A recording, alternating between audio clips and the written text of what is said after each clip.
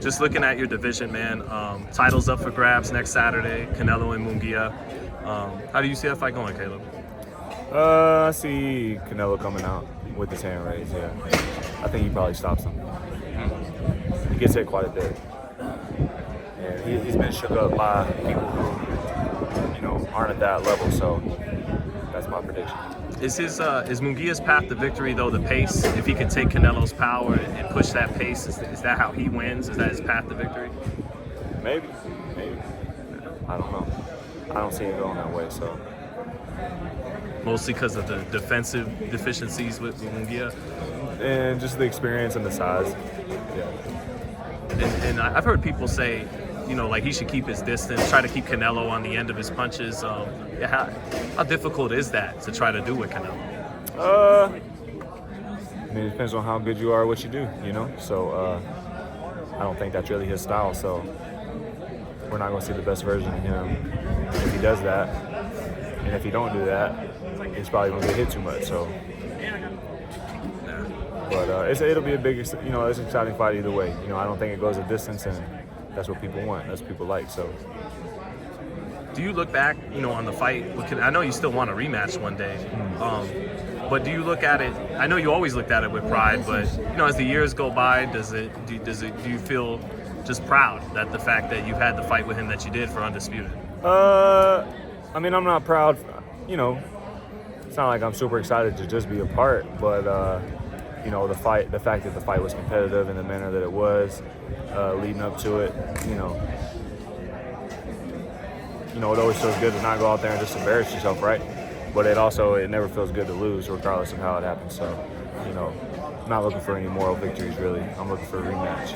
And, it doesn't need to be handed to me. Like before, whoever I need to fight, whether it be tune-up fight, Jamal Charlo, Edgar Berlanga, any of them guys, really. So, you like the Berlanga fight? I like all of them. Yeah. That's a good fight. I haven't heard that fight floated out there. Canelo-Plant, Edgar Berlanga. Neither of them, and none of them fucking so. Well, what was impressive about the Canelo fight is you actually came back better. Not just in knocking out Darrell, but especially that first half against Benavidez. Yeah.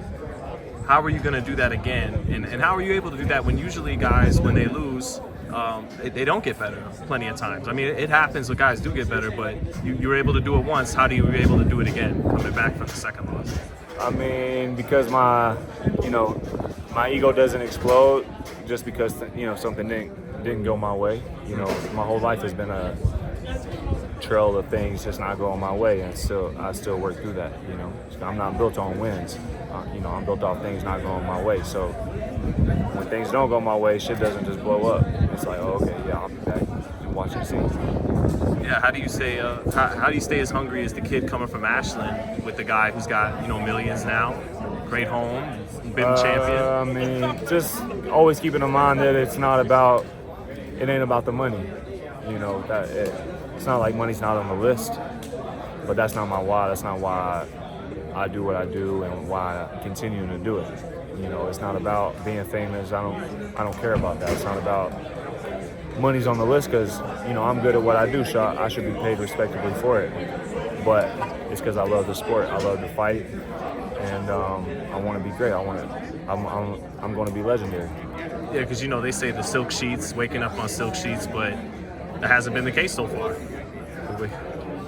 Because I didn't do it for silk sheets. If that's why you do it, then once you get them, then who cares anymore, right? But I don't fight to sleep on silk sheets. I fight to be legendary, and there's more work to do in those regards. So fuck the sheets, How much do you think you visualize being champion again? Every day. That's all I think about is just winning the two-time world champion. And it's important too because I have a daughter, and that it's beyond me just feeling that way in general. Like now that I have a daughter, showing her what it looks like when things don't go your way. Do we pack it in? Do we pack it in and go home, or do I show her, you got to keep going? because one day when she's having a tough time, she's gonna look at me and ask me, hey, what do I do? You know, what did you do? And if I said, oh, I packed it in, you know, or I quit, who wants to tell their kid that, right? So you gotta keep going. Yeah, she wasn't born when you won the first title, so you got to win one now that she's in the world, right? Exactly, yeah. And then lastly, brother, the Benavidez-Plant fight. Any interest in it since it's a former opponent? I know you don't really care what you told me once. You're like the horse with the blinders on. You're not looking to the left or the right. But it'll be interesting to see how he does at 75. Yeah. That's really all. And until we see that, not much else to say about it. Just we'll see how it goes at 75. But David's a great fighter. That's why I wanted to fight him to begin with. Say it again. That's why what? That's why I wanted to fight him to begin with. I didn't know if you were talking rematch. I didn't know. Hey, we can run it back. Do you feel like he performs as well at 75 and 68? If it proves something, it puts an end to he's just a weight bully kind of thing that fans say, or We'll see. Yeah. Thanks, Caleb. Good catching up with you, bro.